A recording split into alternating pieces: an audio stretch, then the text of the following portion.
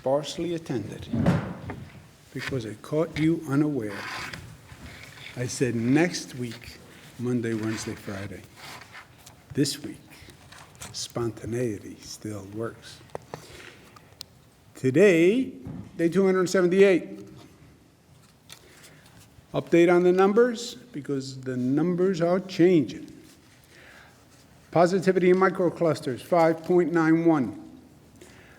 Statewide positivity with microclusters, 4.49. With microclusters, 4.8. Over 200,000 tests, which is a lot of tests. 61 New Yorkers passed away. They're in our thoughts and prayers. 139 up on hospitalization, 41 up on ICU, 4 up on intubation. It's all about hospitalizations.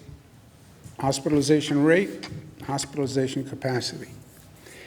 Over the last 3 days, okay, that's how many people entered the hospitals from those areas over the last 3 days. Southern Tier has done really remarkably well since we had that problem. I think it really communicated to people. This is change in hospitals over the past week, okay? Past 7 days. New York City up 249, Long Island 181, Finger Lakes 142, Mid-Hudson 123. Obviously, highest number in New York City. So really you want to look at this compared to the population in that area, right? Yes, you're going to get more people out of New York City because New York City has 9 million people. This is the hospitalization by percentage of the region, which I think is probably the most telling tale. Western New York and Finger Lakes both have 0.03% of their populations hospitalized, 0.03. You then get to Central New York, Mohawk Valley, Mid-Hudson, Long Island, Southern Tier, Capital Region, you're at 0.02. New York City, North Country, 0.01. Got it? That is how many people are hospitalized as a percentage of that population. And that is, I think, probably the most relevant chart right now. In the broad scope of things, we're dealing with hospitalizations and increases. We are doing dramatically better than virtually every other state in the country. Who's doing better? Maine, Vermont, and Hawaii. Maine, Vermont, and Hawaii are in a different situation than New York, less population, less cities, less density, et cetera. We have been going back and forth with Massachusetts, but Massachusetts now is higher than New York is today. Total scope of things, total number of hospital beds in the state is what? 53,000. Hold it a second, go back. It's not totally accurate. 53,000 until we what? We flex, of the flex and surge. We can increase the 53,000 beds up to 75,000 beds, which we did last time, right? We added 50,000 beds. Do you remember that? How many beds are currently occupied? 35,000 beds. How many beds are currently occupied with COVID patients? 4,063. So that's the dimensions that we're dealing with. We're dealing with hospitalization rate, hospitalization capacity. You start with 53,000 beds. You can end elective surgery, reduce the number of people who are in those beds. You can expand the system. It's difficult, but you can do it. We did it last time by 50%. That brought you to about 75,000 beds. Today, 4,000 people hospitalized with COVID. At our height, how many people did we have hospitalized with COVID? At our peak, about 19,000, just to put all these numbers in perspective. The legislature passed a rent assistance bill. The rent assistance bill appropriated $100 million, up to $100 million, but had eligibility requirements on what income levels could qualify. We ran the program. The number of eligible applicants only brought us to $40 million in rental aid by the parameters of the law. By executive order, I'm going to change the law. Spoken to the legislative leaders about this. Reopen the application window, extend the eligibility requirements to help more New Yorkers. Washington is considering passage of a bill which would help with state and local financing, unemployment insurance, transportation aid, vaccination funding, et cetera. They have been going back and forth.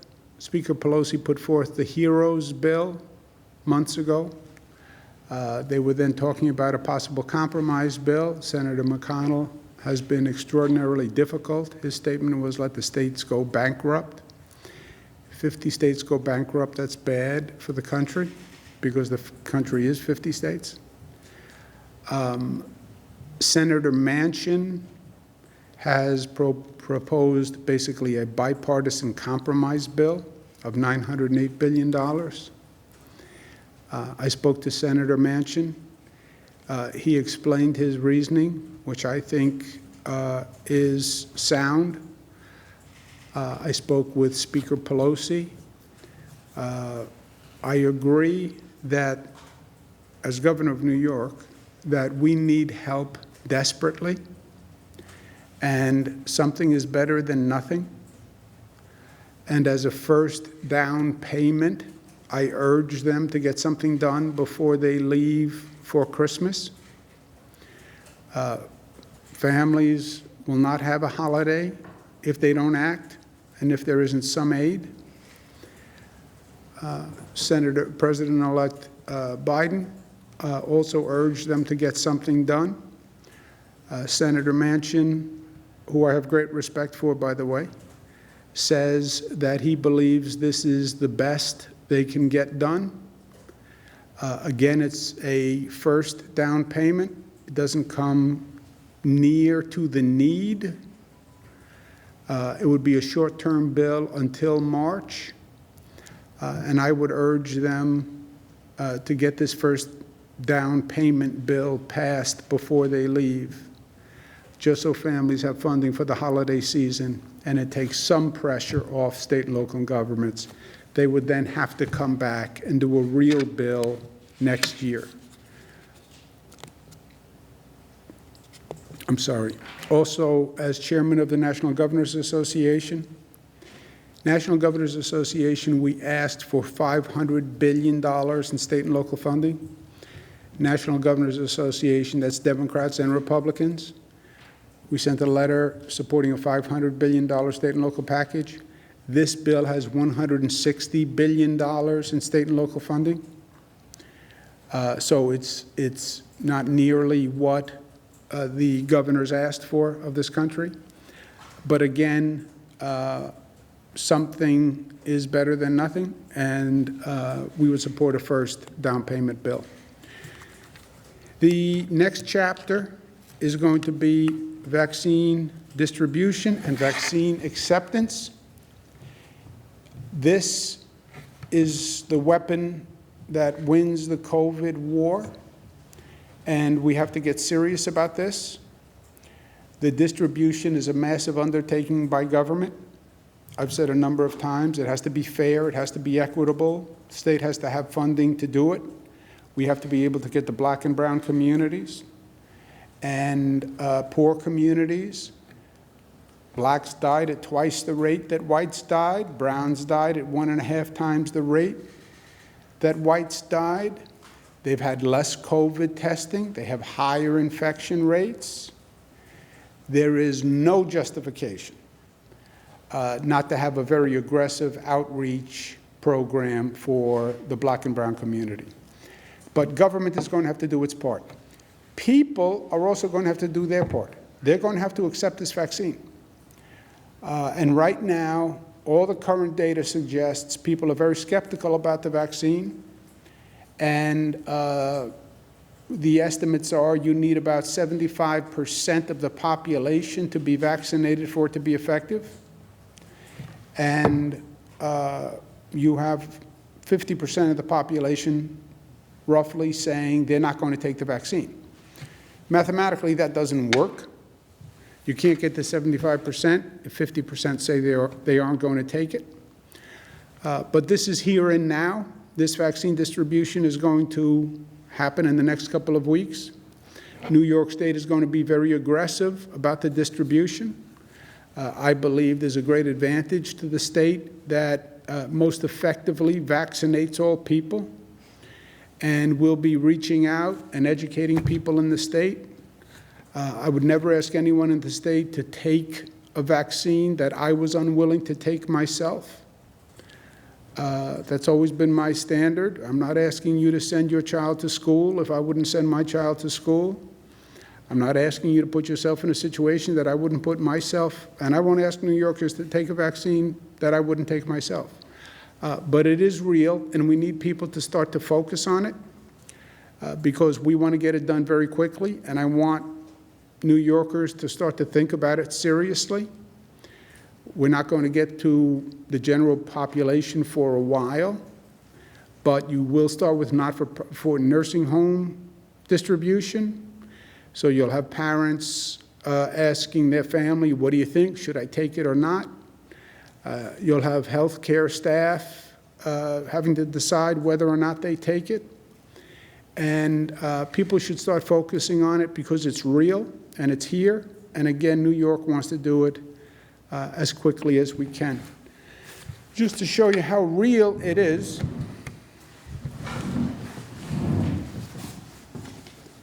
in this box, what is in this box? Maybe it's a Christmas present. Who would I give a Christmas present to at this point?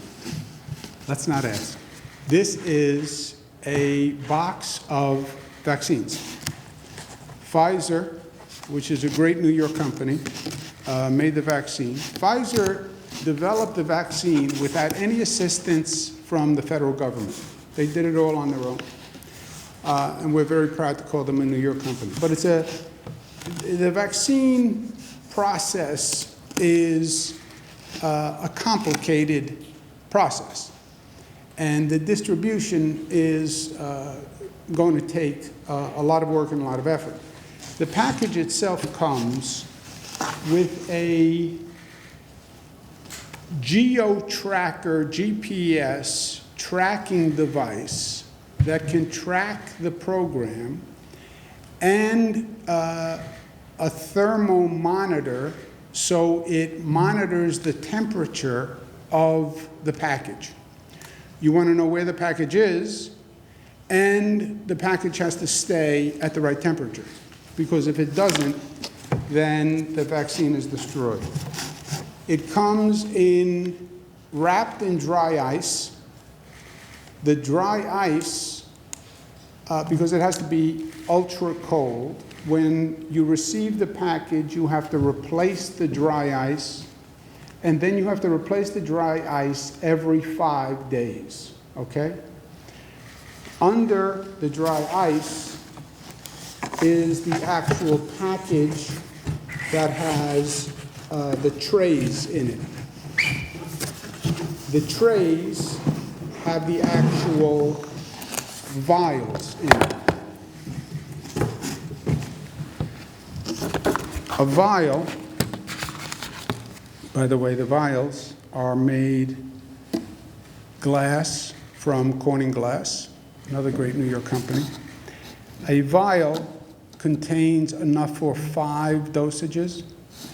The vial comes with a diluting liquid, and the actual vial gets diluted before the vaccination actually happens. One tray, they call this a tray, one tray can hold up to 195 vials. Each vial, this is a vial, can do 5 dosages. The package itself can hold 5 trays. So roughly 5,000 dosages could be in this one box. The storage and handling of the box itself is complicated. You can only open the box 2 times a day for 60 to 90 seconds each time, because keeping it the right temperature is very important. So it's either in ultra-cold storage or it has dry ice, but then you can only open it twice a day for 60 seconds to 90 seconds each time. When you actually do the vaccine, you take out the vial is frozen. You have to allow the vial to thaw at room temperature for about 30 minutes. You then dilute the vial and let it stand for 2 hours. And then you have 6 hours to administer the dosage. Okay? So this is a complicated procedure. That's one dosage, and then the person has to come back and receive the second dosage about 21 days later. So the package comes, it either has to be stored in ultra-cold storage, or the dry ice is replaced, and the dry ice can keep it. Up to 5,000 dosages, 5 dosages per vial, and then there's a procedure to de-thaw the vial, dilute the dosage, and then administer the dosage within 6 hours thereafter. And that's one dosage. Second dosage is 21 days later, and the vaccine really isn't effective until after the second dosage. So it's not easy, but it's real, and they're being manufactured, and they're going to be shipped. And we're very proud of Pfizer, and we're proud of Corning.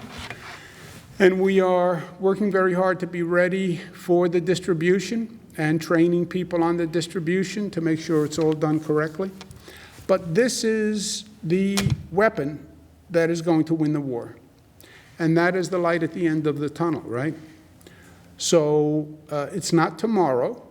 It's not a short tunnel. But we know the way through this. We just have to get there. And we have to get there with as little loss of life as possible.